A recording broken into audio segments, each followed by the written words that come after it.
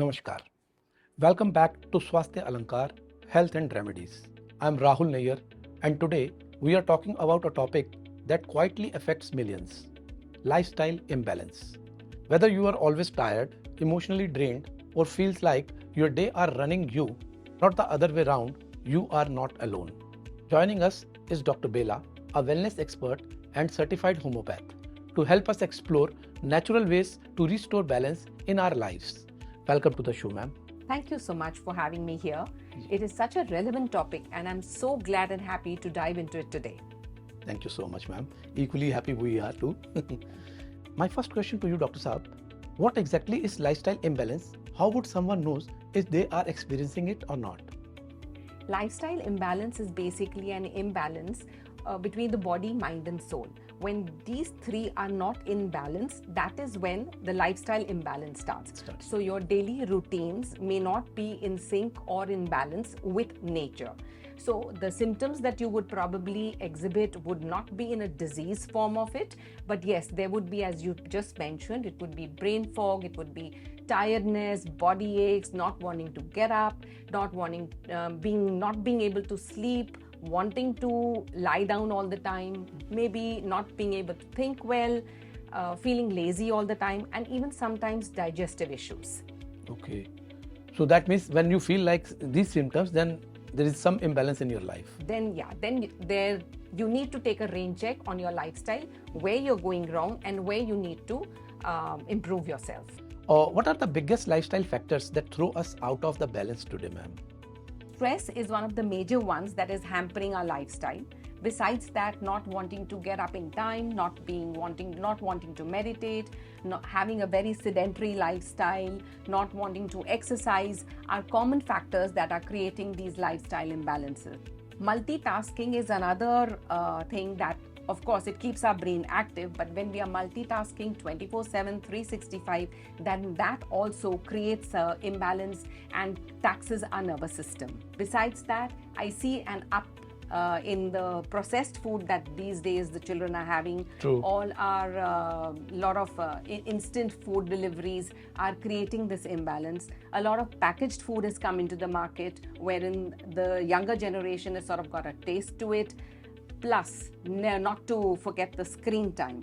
That has increased a lot. Our mobiles are really giving us a lot of help, but causing us a lot of harm. So we should be using it very, very carefully to help us, but not to destroy us. That's so true. These are the main lifestyle imbalance causing things. That's quite insight, ma'am. That's truly insight for our. Okay, ma'am. Moving further, let's talk solutions. What are some small, realistic changes that people can make to feel more balanced in their lives? So that's a very good question, and something that I deal with every single day in our clinic. The first thing that I tell my patients, especially the younger generation, is 1, start your day with a gratitude journal. 2, always reflect over your day that's unfolding in front of you, and reflect over what you want to do, what you want to achieve. Don't start your day with screen, like that's generally the first instinct. That's what people do. Yeah, the moment they get up, the first thing they want to do is fetch their phone. Correct. We need to know who's messaged us or what has happened in the Facebook or Insta or Threads or something. So start your day with the best person in your life, that is you yourself. True. Start by thinking about you. So the first thing I would say is gratitude journal and no screen. Always sleep in time and get up in time. Now that everyone knows that there is a hormone called melatonin, which starts in our brain, in our body at bedtime, at sunset, and finishes off at sunrise. So now again, I see a lot of younger generation wanting to party till late night or study till late night, and they would probably sleep at the wee hours of the morning. That's when your melatonin is actually receding from your body. So you are actually fighting against nature. So it has to create some kind of problems. And so best is to start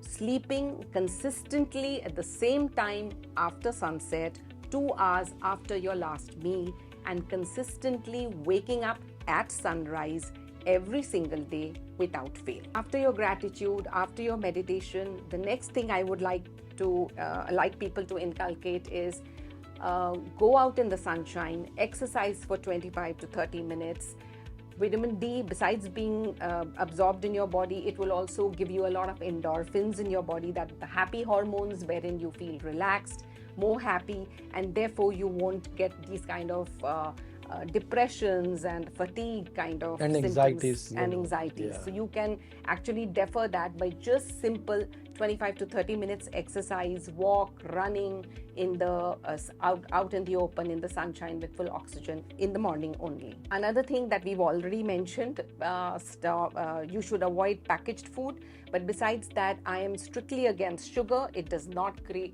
give us any benefit, no nutrition whatsoever. So we should be going off sugar. We should be going off processed food and packaged food that we've already mentioned. We should also go off refined food. We should also go off dairy products unless and until the child is growing up and he needs the growth hormone. Then yes, the dairy is necessary. But once we've achieved our growth, we strongly advise to go off dairy completely. So in that case, do you suggest that we should stop taking the milk also? Yes, I do feel that one should switch over to almond milk, oat milk. There are other milks, or if you want to take pure dairy, cow milk or something, you can take it once in a while, but on a daily basis, it will create some kind of inflammation, gut leak, gut inflammation in our body. So I strongly advise against dairy, any kind of dairy and dairy products. Not even the curd? Not even the curd. Okay, that's good insight. Curd is basically promoted because it has pre and probiotics, but then there are a lot of fermented food in the market that has probiotics. And market by market, I mean things like dokla, like idli. If you do not want to make it yourself, yes, you can pick it up. That has fermented probiotic, so that will again help your gut, but not in the form of curd. And lastly, but not least, that we should go off technology or the mobiles or any kind of blue screen from 8 p.m. to 8 a.m. or whatever your designated time is, 2 hours before you sleep till 2 hours after you wake up, so that your brain is absolutely calm, composed and ready to sleep. Yeah, that's true. That's one of the major health issues which I find today's date. Yeah, that's true. Dr. Saab, how does homeopathy fits into this conversation? Can it really help with lifestyle related stress or burnouts? So these days we find that everyone is stressed out in some form or the other. It may be a small stress or a big stress. Now you and I may have the same kind of stress, but your personality may react very differently from my personality. One may be arrogant, the other may be emotionally weak, one may be absolutely the weak, crying, clingy kind of personality, while the other one can be a dominating kind of personality. So every personality takes stress and relates or answers to it bodily in a very different way. This is where homeopathy comes in. Homeopathy takes the basic concept of homeopathy is to create a balance between body, mind and soul. So what it happens is it sees the stress, it sees how your body is reacting, your personality type, and how to address it, so that with the right medicine, we create a balance in your body, mind and soul, thus throwing out the disease as well as creating that desire to create a good lifestyle. I can give you an example. Like if it's a meek personality or a personality that sort of always is mild and crying, so she would get pulsatilla for the same disease or the same symptoms that a person who's arrogant and stubborn, if they come to us, they would get nux vomica. So it may be the same symptoms, the same stress, the same lifestyle, but diseases may be the same, but the medicines are different. So we address it differently, and therefore we create a balance in their body, mind and soul with different medicines. That's how homeopathy works in this kind. So it works as per the personality of the individual. Absolutely. And every personality would react to the stress differently. In a different way. Yeah. That's true. That's good. Okay, now coming to the next question. Can someone self-prescribe homeopathic remedies for lifestyle support, or should they consult a professional for it? So some basic remedies you can take over the counter. For example, Calcarea 466, a lot of people take for teething for the children. Kali 466 is a very common medicine that people take for helping sleep. Similarly, there are a lot of other tinctures that a lot of people take over the counter. However, if it is a deep acting medicine that you require for fighting a disease or for creating a balance, then you need to seek professional help, because we as homeopathic doctors are trained to find your personality type, fit into a drug, and then prescribe so that you completely and wholly heal. Okay. So you mean to say for the general diseases which are related to seasonal changes, we can do it ourselves, but for deep inside or for correcting the disease from the root cause, we should consult the professionals for it. Absolutely. Okay, that's good. So my next question is, Dr. Saab, what are few mindful habits that our viewers can add to their day right now to feel more grounded? This is simple but very powerful, and one can take one step at a time to make that change. First thing is, of course, let's start with the morning. As we've already discussed, we should start with a gratitude journal. All you need to do is pen down 5 things that you are grateful for. It can be the sunlight, it can be just the fact that you're breathing, it can be a comfortable life. Choose your 5 things. You can always change those 5 things every day in the morning. It would be 15 minutes of meditation or self-reflection. Then you can start your day with exposing yourself and your body to the sunlight by exercising. Go to the gym, do yoga, do whichever kind of exercise pulls you or calls you. There are many kinds of exercises. I would also advise 15 minutes with nature when you are out in the mornings. Then spend 15 minutes of silence with nature. Talk to the trees, see the birds chirping, see the flowers, fragrance, smell the fragrance of the flowers, things. Time with the nature so that you can associate with nature. One can also walk naked feet on the grass. That helps a lot. Once you come back, only then pick up that phone, not before that. So that's about an hour and a half or 2 from the time you've woken up to the time you've actually exposed yourself to the blue light. Once you get to work, I would advise every 30 minutes to 1 hour, take a little break. Move your joints a little, maybe a little yoga or little exercises sitting on the table or sitting on your chair. I would strongly advise if there is a lot of ocular muscles being used, which is your eyes are being used to the blue screen, for example, laptops or computers, then ocular muscles need to relax every 30 to 40 minutes. So simple cupping your hands over your eyes and looking into the darkness would relax your ocular muscles, and therefore you won't have any kind of glasses later on, any kind of eye problem later on. This is another simple exercise that you can inculcate in your life, and it will help go a long way. And lastly, you should have your dinner in time, your last meal in time, at least 2 hours before you sleep. Once you're sleeping, make sure again back to the gratitude journal, give 5 things on what you're thankful that has happened through the day. And when you sleep, relax for 15 minutes, sit, think about what happened the last 24 hours, and then sleep. That's good insight. And of course, no blue light for the last 2 hours before you sleep so that you can sleep peacefully. I would also not recommend any kind of caffeine or milk before sleeping, which a lot of people are addicted to. Correct. Nowadays they do. Yes. Okay. That's good insight, Dr. My next question is, do you have any quick tips for people who feel overwhelmed by the ideas of making lifestyle changes? So the best way is to take one step at a time. We've gone through so many steps that one can take. Let's start with just one step, whichever one you feel is the easiest. Maybe it's the gratitude journal.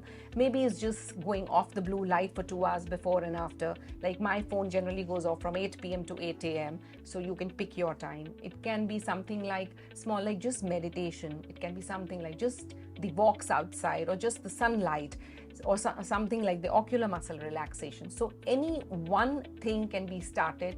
Once you've done it over a month or 4 weeks to 6 weeks, that becomes a habit. Then you take the next step, and slowly and steadily you'll realize not only have you made the lifestyle changes, but you have actually also reversed a lot of diseases inside you. So Dr. Saab, that's a good insight for our viewers today, which you have just shared your experienced talks with them. My last question, before we wrap up, here is a viewer question which normally comes to us on the subject. They feel like as in doing everything right, eating well, sleeping better, but they still feel off. What's going on in that case? So sometimes what happens is when you're doing all the things correctly as per what we've discussed, and in spite of that you feel the fatigue, malaise, brain fog or any other thing, then there is something that is hanging heavy in your subconscious mind. It could be something that probably in the first 5 years of growing up that was put in, or maybe through the stress of work life, or maybe family stress and strains that has created that. So we then have to remove that stress from the subconscious mind. And this is where homeopathy plays a big role and a vital role to create that balance, to remove the stress from the subconscious mind. Because remember, from our mind, only 20% is the conscious mind. The 80% of it is subconscious mind, and it has a lot of positivity as well as negativity stored inside it. If there is some stress that has gone into your subconscious mind, then it is our duty as homeopathic doctors to remove it so that you can come back to a good lifestyle, and there should be complete happiness and joy in your life. That's great. So you mean to say that homeopathic helps in the subconscious mind correctness also, is it? Yes, it does. Oh, that's wonderful. That's good to know. Such a valuable insight, Dr. Saab. Thank you so much for being here with us. It's such a pleasure being here. Thank you so much. Thank you so much. Thank you. Dear viewers, if you are feeling out of sync, start with one shift today. Whether it's a walk, turning off your phone, or exploring a remedy with homeopathic. Trust that small changes leads to a big result. Until next time, take care of yourself and remember, your lifestyle should nourish you and not deplete you. Namaskar.